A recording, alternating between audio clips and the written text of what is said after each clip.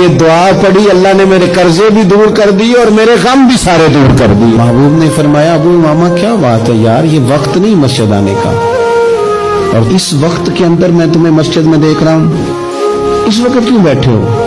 عرض کرنے لگے حضور مجھے قرض نے پریشان کر دیا، آزمائش میں آ گیا، حضور کیا کروں؟ تو نبی کریم نے فرمایا میں تمہیں دعا سکھاتا ہوں۔ حضور نے دعا سکھائی، کہاں پڑھو اللہم انی اعوذ بک من الہم والحزن واعوذ بک من العجز والکسل واعوذ بک من الجبن والبخل واعوذ بک من غلبۃ الدین وقہر الرجال۔ فرمائے اس دعا کو پڑھا کرو اللہ خیر کر دے گا۔ حضرت ابو امامہ فرماتے ہیں لوگوں میں نے یہ دعا پڑھی، میرے نصیب دیکھو، پڑھی میں نے پر سیکھی میں نے ڈائریکٹ حضور سے ہے۔ میں نے یہ دعا پڑھی اللہ نے میرے قرضے بھی دور کر دیے اور میرے غم بھی سارے دور کر دیے۔ ہمارے تو وظیفے میں اعلیٰ حضرت اس دعا کو شامل کر دیا۔